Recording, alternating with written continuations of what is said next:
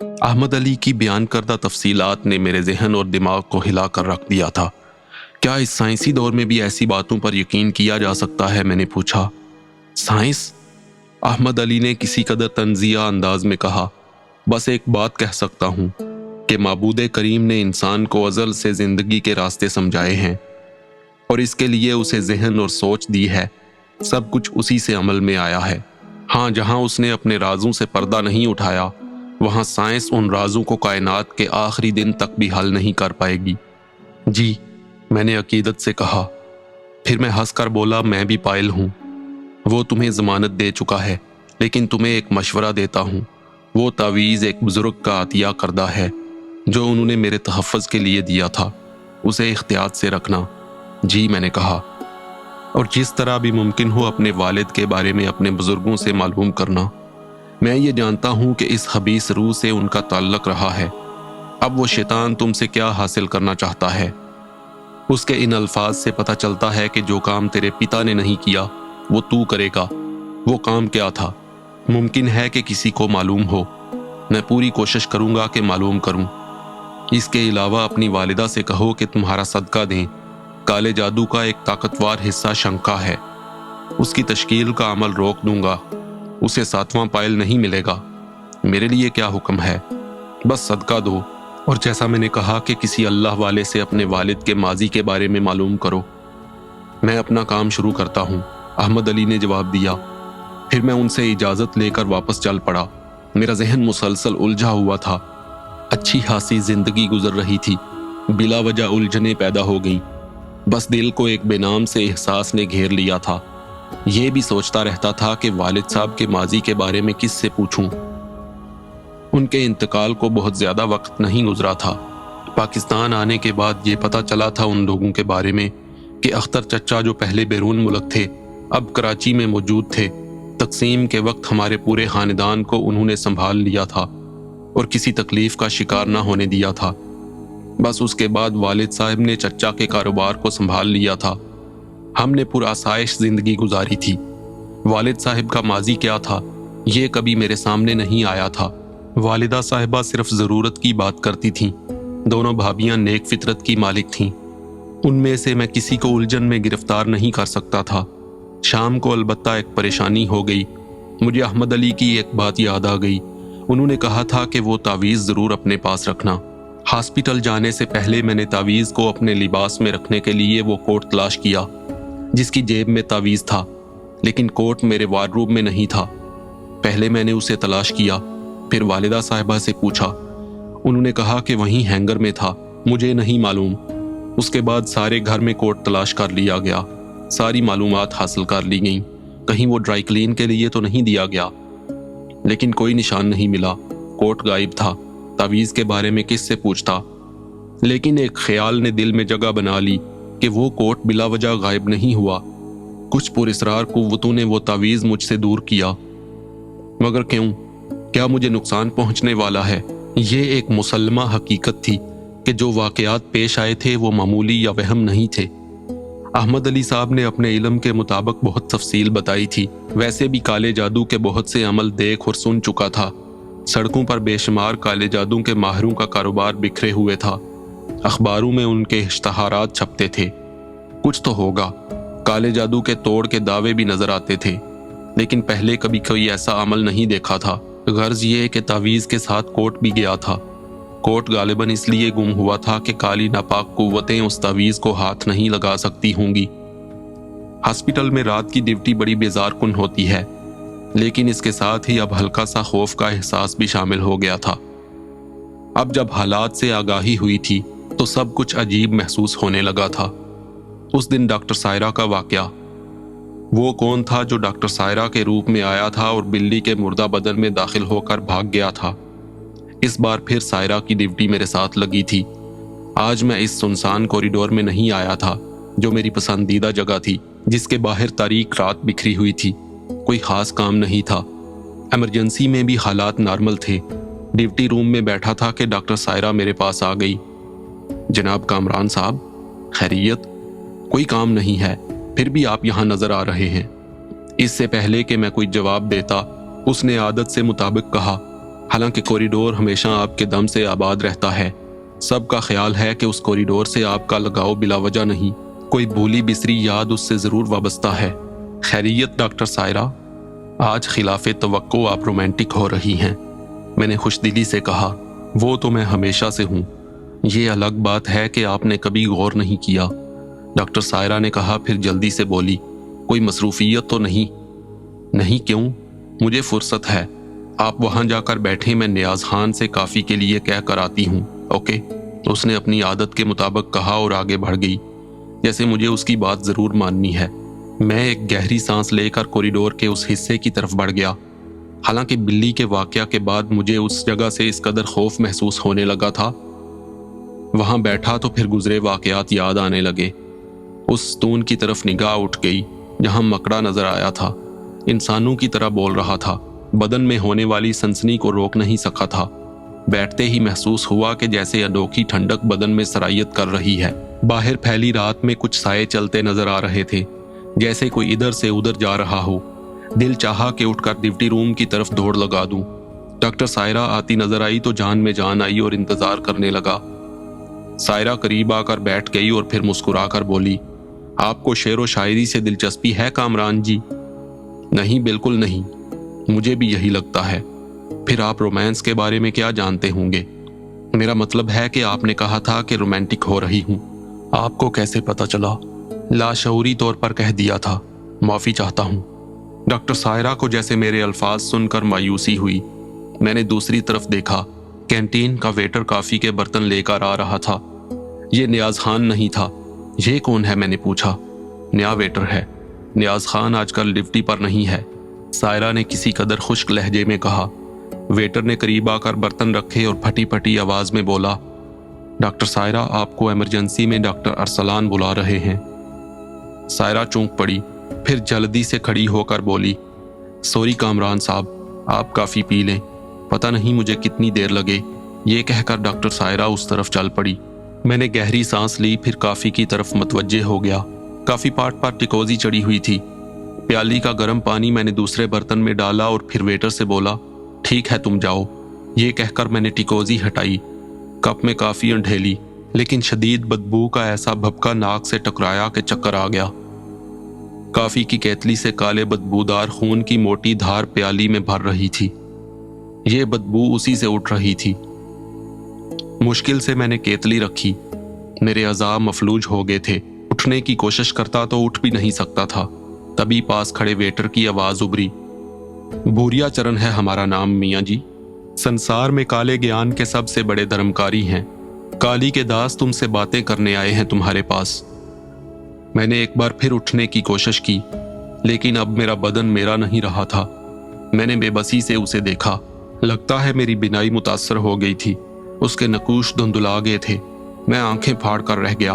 اس کی آواز پھر ابھری، سہارنپور میں تمہارا باپ دولت کمانے کے لیے مارا مارا پھر رہا تھا، ہمیں مل گیا۔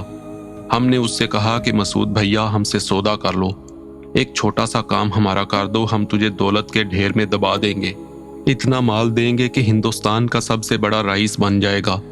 مان لیا اس نے، پر جب ہمارا کام کرنے گیا تو نیت بدل گئی۔ اس نے ہمارا کام نہ کیا، ہماری تو جان جل کر رہ گئی۔ وہ لوگ جو ہمیں کھنڈولا دیکھنا نہیں چاہتے تھے اس کے ساتھ لگ گئے، ہمارا ایک جنم نشٹ بشٹ کر دیا۔ ارے کون سا بڑا کام تھا، پیر پھاگن کے دوار ہمیں پہنچا دینا تھا اور بس سب ٹھیک ہو جاتا، پر نہ مانی ہماری بات۔ بس پھر وہ رہا اور ہم، بیچ والے بڑکاتے رہے اور ہم دونوں کا ناس ہو گیا۔ بات یہاں تک آ گئی، دیکھ بالک، ہم کھنڈولا تو بنیں گے ضرور، آج نہیں تو کل۔ ہم تو اتنا جانتے ہیں کہ پرم تیواری نے تمہارا جنم بھی ہمارے ساتھ کروایا، تمہارا باپ چل بسا، ہمارا کام ادھورا رہ گیا۔ سن بٹوا، سنسار کا حال عقل کی آنکھ سے دیکھ، سب ایک دوسرے کا گلا کاٹ کے جی رہے ہیں، تو بھی اس سنسار کا باسی ہے، اپنے لیے سوچ، خوش رہے گا۔ ہم تجھ سے سودا کرنا چاہتے ہیں، تو ڈاکٹر ہے نا، لوگوں کا علاج کرتا ہے، اگر ہم تیری مدد کریں تو تو سب سے بڑا ڈاکٹر بن جائے تو کیسا رہے گا؟ پہلے ہم اپنا وچن پورا کریں گے، پھر تو ہمارا کام کر دینا۔ بول، کرتا ہے سودا؟ سارے کام ہم کریں گے، بعد میں تو ہمارا کام کر دینا۔ हमारी और तुम्हारी दोस्ती चलेगी। अपना शरीर अपना ही होता है। उस दिन तुम्हारे सामने तुम्हारी डॉक्टरनी का रूप धारण किया था, फिर बिल्ली के रूप में वहां से भागे तो ससुरा एक कुत्ता हमारे पीछे लग गया। अब तुम्हारा नौकर हाथ लगा है, असली नौकर एक कोने में बेहोश पड़ा है। हम जाएंगे तो होश में आ जाएगा। चलते हैं हम। तेरे मन में कोई बात हो तो हमसे पूछ लेना, जवाब देंगे। वो चिराग की तरह बुझ गया। मैं आंखें फाड़ता रह गया। बहुत से सवालात जहन में आ रहे थे, मगर उसके सामने जुबान ही नहीं खुल सकी। एक और खैरतनाक अमल हुआ।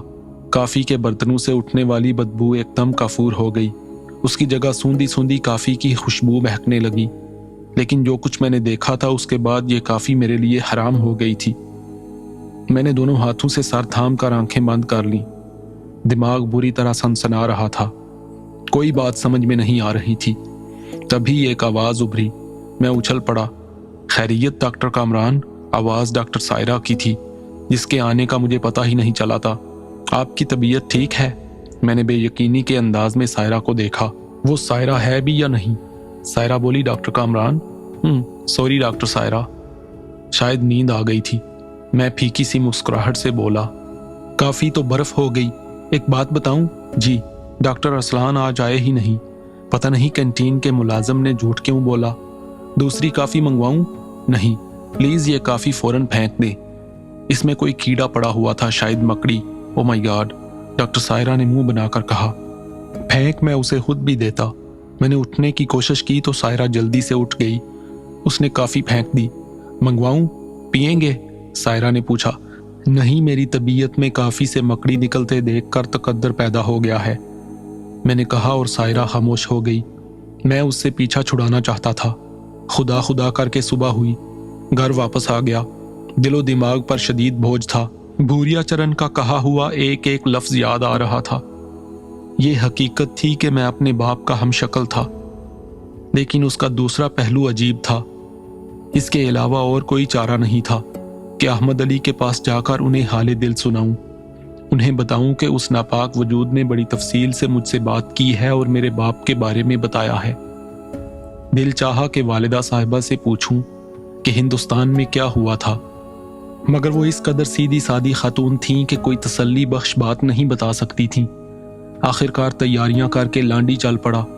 भूरिया चरण से होने वाली गुफ्तगू का एक एक लफ्ज जहन में गूंज रहा था।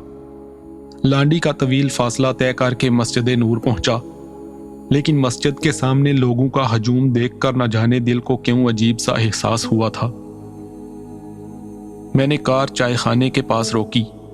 नीचे उतर आया। चाय खाने के एक मुलाजिम को रोककर मैंने पूछा, क्या हुआ है इधर, खैर तो है? हाँ जी, मौलवी अहमद अली फौत हो गए हैं। मुलाजिम ने अफसुर्दगी से कहा, और मेरे दिल की हालत अजीब हो गई। नाकाबिले यकीन बात थी।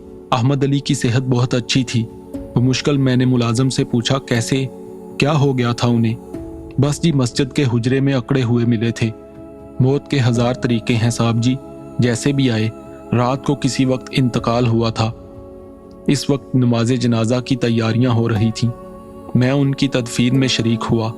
बड़ी अजीब कैफियत हो रही थी। यूं लग रहा था जैसे बहुत करीबी अजीज रुखसत हो गया हो। घर वापस आया तो काफ़ी नढाल था। हॉस्पिटल फ़ोन कर दिया कि आज नहीं आऊँगा, कुछ मसरूफियत है। रात को ठीक से खाना भी नहीं खाया था। इत्तेफाक से शमसा फूफी आ गईं। वो मुझसे बहुत प्यार करती थीं। उन्हें देखकर मेरा दिल मचल गया। अपने कमरे में ले जाकर मैंने फूफी से कहा, मुझे अब्बू के माजी के बारे में बताइए फूफो जान, बहुत ज़रूरी है ये। खैर तो है। असल में पाकिस्तान आने के बाद भाईजान ने हमसे कहा था कि माजी हिंदुस्तान में गुम हो गया है। हमारा वतन अब प्यारा पाकिस्तान है। अब यही हमारा माजी, हाल और मुस्तकबिल है।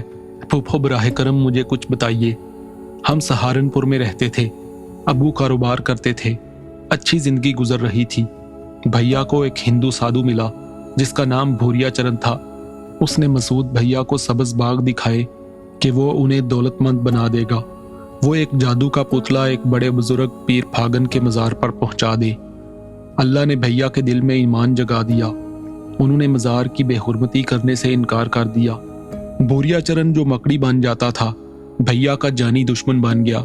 उसने जादू के जोर से हमें तबाह बर्बाद कर दिया। भैया को फांसी की सजा हो गई, मगर वो बच गए, लेकिन बहुत बुरे अहवाल हो गए। अख्तर भाई, मामूर आज और जितने थे सब तबाह हो गए। बड़ी मुसीबतें उठाई सब ने, मगर भैया ने ईमान हाथ से ना जाने दिया। बरसों हालात खराब रहे, फिर अल्लाह ने उनके दिन फेर दिए। सब बिछड़े मिल गए थे। भैया ने साधु को जान से मार दिया। हम सब अपने प्यारे पाकिस्तान में आ गए।